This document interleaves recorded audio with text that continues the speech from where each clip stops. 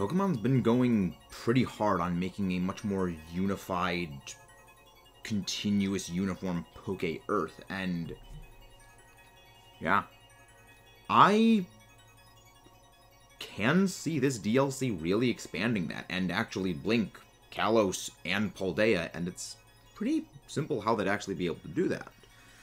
I was skeptical at first, but yeah, I can see Kalos being the DLC. Welcome back, everyone. Maxis here, and today we've got a special theory video. The Kalos-Paldea connection and how it is going to play a role in the upcoming DLC for Scarlet and Violet. Let's get right into it with, well, the pretty big, glaring one, and that's Roaring Moon and Iron Valiant. Roaring Moon's Pokedex entry explicitly referenced the fact that it's a Mega Salamence, stating that it has a connection to a certain phenomena that occurs in a certain region, and both Roaring Moon and Iron Valiant being designed to specifically look like Mega Salamence, and Iron Valiant being designed to specifically look like a combination of Mega Gallade and Mega Gardevoir, just chromed out, when it's pretty clear these Pokemon are supposed to be the ancestors and the descendants of the present-day iteration Pokemon. Which is something that has huge implications for the reality of what Mega Evolutions are. But let's not get ahead of ourselves just yet. We'll get into that soon. But what this does establish is that Mega Evolution, or at least a pretty substantial link to Kalos, was on the minds of the developers when they were making this game, when it came to specific important segments. Sort of furthering this, it's also that a lot of the past Paradox Pokemon in particular, but even the Paradox Pokemon themselves, look like the differences that Mega Evolutions had to the base forms of Pokemon when they gained their Mega Evolution. More spikes, more blades, more aggressive designs, more monstrous just proportions, and just more brutal looking, I guess, just physicality. Great Tusk could easily have passed for a Megadon fan if it came out less than a decade ago. And you can see how something like Mega Volcarona could have resembled a Slitherwing. There's also this continuing emphasis that the devs have been putting in the last 4 generations on these little power crystals. You've got Mega Stones, which are crystals themselves. You have Z Crystals, explicitly referred to as crystals, Dynamax Wishing Pieces, and now we have the Crystal Terra Orb. Unlike the middle two, Z Crystals and Dynamax Wishing Pieces, which we know exactly what caused both of them. We know that Z Crystals are a byproduct of Necrozma literally going supernova and exploding. They are literally shattered pieces of its body. And the same thing is actually for what Dynamax Wishing Pieces are. These are parts of Eternamax Eternatus that, when it exploded, these scattered all throughout Galar. What we don't know is where Terastallizing and Mega Evolutions come from. Unlike the other two, which are specifically referred to as coming from alien sources, Terra Crystals and Mega Stones and the Keystones are specifically mined from within the planet itself. And yet, they are located in the same Poke Earth location right next to one another and are given no explanation. But before we get back to the lore stuff, please don't forget to leave a like and subscribe for more. It helps keep the lights on and doing all these kinds of theories. We'll be doing many more of these, so I know you guys will enjoy that. Spain and France are right next to each other in the real world, so Paldea being next to Kalos in Poke Earth is not just a logical assumption, it's a simple fact. We know about this from the corner of Paldea. Both Terastallization and Mega Evolution envelops the Pokemon in a glowing white light of crystal energy, and then the Pokemon explodes out of this with its new changed form. And there's really 2 main possible ways that Mega Evolution and Terastallizing are linked. The first one being that actually Terra Crystals are just manipulated Mega Stones that are much more human processed to give a different effect. I don't quite think this is the case, and we'll be getting into what I really think they are in a bit. But as what we do know about Mega Stones, These are not simply a small little marble-sized crystal that just naturally comes out of the ground. We've seen from things like the anime, Mega Stones are themselves a massive ore deposit that must be mined, shaped, and refined into the little manageable form that we see trainers using. This is the same way that Terra Orbs are made, a singular massive Terra crystal shaped and refined into a smaller, more manageable form. And what happens to those extra shards that were left over from that refinement process? Well, now we know. They're Terra shards. Need more? The ultimate weapon. That isn't metal. Those are massive shaped crystals. Crystals that react to the life force of Pokemon. Even the color, the texture of the thing is the same as the crystals located within Area 0, as well as the same texturing that is present on Pokemon when they terrestrialize themselves. It is known that the firing of the ultimate weapon is a multiversal split point. That is where the two universes diverge, the pre-Mega universe and the post-Mega universe. Something that has played an enormous role in defining the identity of the series post-Orax, with Zinnia explicitly mentioning this is the case. We also know that Mega Evolution did not exist until 3,000 years ago. There is mentions by the Draconids that Mega Rayquaza existed prior to this, but Mega Rayquaza is also its own separate entity, and that it wasn't until 3,000 years ago that more human interactive Megas became a thing. And guess when AZ built and fired the ultimate weapon? 3,000 years ago. And this is where the second idea behind Mega Stones comes in. Rather than the Terra crystals themselves being heavily processed, manipulated Mega Stones, I think it's the other way around. Mega Stones are actually Terra crystals, or potentially even just regular evolutionary stones, which we do already know react with Pokemon to induce changes in them. However, these either Terra crystals or standard evolution crystals were irradiated by the Terra energy of the firing of the ultimate weapon. It's known that this does have an effect on organisms and just materials in general because it made AZ and the Eternal Flower Floette immortal, as well as empowering the Floette. It is capable of altering things permanently. And this is where the DLC is perfectly positioned in order to explore this fundamental connection between these two regions they have not explained yet.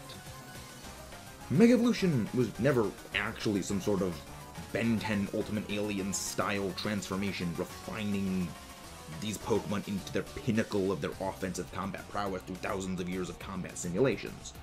Yes, that's really the closest comparison I can make, because really nothing else like Mega Evolution has ever existed in media that I've seen before, and Ben 10 is just the closest connection I can make.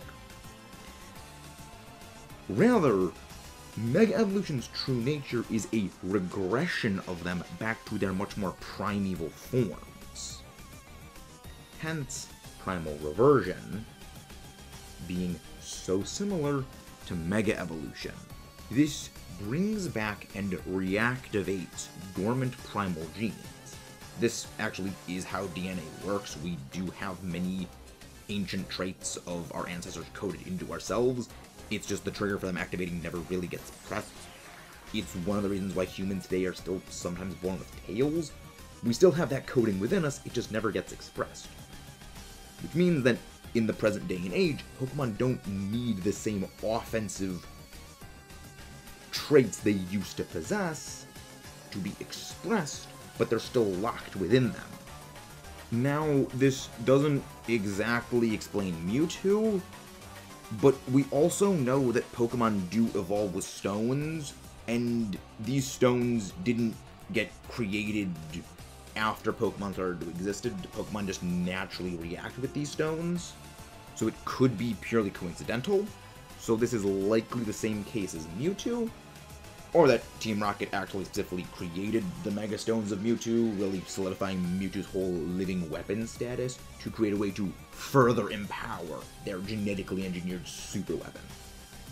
This is also why Iron Valiant would actually make sense to resemble both a futuristic Gallade and Gardevoir. Being a hybrid of both of these offensive forms would give it a significant advantage, being able to use its special and physical prowesses in conjunction with one another, rather than needing to specifically use one or the other, which the branches have evolved into using in the present day. It would converge these two strengths back into a singular, perfect offensive form. And now, with all of that established, let's get to the DLC stuff. The Kalos Connection, as I like to call it. Ideally, for something like this, we'd actually want the full scope of the Kalos region to make a return, which would be fantastic. I've been very skeptical on this, but I could certainly see it actually coming back in full force. At least for a story of this scale requiring a large narrative to be told. But I also do see a little bit of practical issues with a full scope game being put into a $30 DLC, especially if they're going to be adding on other DLC things like they did with Sword and Shield. But anything is possible. Though, for this, we're kind of going to be thinking about a scaled down iteration of Kalos, because at best, we get full Kalos. At worst, we kind of get what we're thinking about right here. And I think I can speak for all of us when we say I'd rather have a small Kalos than a bad full Kalos, at least for this kind of storytelling. And this would actually be very, very cost prohibitive because the art assets for both X and Y and Paldea are quite different, and that's actually where a bulk of game cost is, with modeling all those things, so they have to completely redo the art assets. However, not all hope is gone, as there actually is a way of combining both of these into a very simple solution, giving us Kalos once again, but not needing to go full force on building a whole new Kalos, but also wouldn't be just giving us a slice of Kalos. It would actually be a whole brand new area that is conjoined Paldea and Kalos. And there's a real-life location that fits into this perfectly small area, known as Andorra. So, a little bit of background. Andorra is a very small nation that actually is nestled on the border between both France and Spain. And yes, it is right at that northeastern boundary with the giant cliff. And it is small enough to be a pocket Kalos, but also large enough that it would still provide a significant DLC playable area. If anything, the fact that it is co-ruled by both France and Spain in the real world means that in Poke Europe, this would be co-ruled by both Paldea and Kalos, thus making it both Kalos and Paldean, giving us that Kalos return we want, as well as a new Paldean location. Now, again, this does mean we would not get a full Kalos return in this scenario, but this also is a bit of a worst-case scenario assumption. But it is a bit better than nothing, I would say, considering that this sort of story does need to be told, and Kalos would need to be a part of that. And considering that with Sword and Shield, we actually got two separate areas, the first coming in summer of the year after release, and then the next coming in November, we may actually get two new locations. This second DLC location may be some Mediterranean island deep in the, well, Mediterranean Sea of the Pokemon world, or if they go the other way around and do the first DLC being some Mediterranean Sea location, there is still the potential that the second part will be Andorra. This seems actually a bit more likely, as it would give them much more time to work on perfecting this Poke Andorra location, which is why, logically, Poke Andorra is the most logical location for a DLC from a story perspective and just a simplicity perspective of where one could naturally fit. We can go out as far as we want into the Paldean Sea. There's nothing there. And after all, why would they not give us Kalos back? Even so long after they took away Mega Evolutions, people still want them back. When Sword and Shield was released, a Kalos DLC was the first thing that people were expecting would come of it. And even to this day, as we can see, this is still a very hotly contested thing that people want to come back. So there's a clearly immense desire from the community, which would have substantial financial backing. They know that if they release this, people would buy it. It's a perfect opportunity for Game Freak to actually regain the favor of many scorned fans who, well, wanted Megas back. I've never been a fan of Mega Evolutions. I will be fully upfront with you guys on that, and many of you guys know this. But to deny that a significant following in the community wants them to return would just be a flat-out lie. Most people want these things to come back. Regardless of my feelings, I think that may happen. And they would slot in perfectly with the story of Scarlet and Violet. But, well, that's all we got today, guys. We might have some more information theorizing about the future DLC coming later. Feel free to leave a like and subscribe if you guys enjoy what you see here. We'll be doing more theory stuff in the future. And feel free to comment below what your personal theories on what the DLC are going to be, and what your thoughts on this whole thing have been. Thank you guys for tuning in. Let's rock and roll.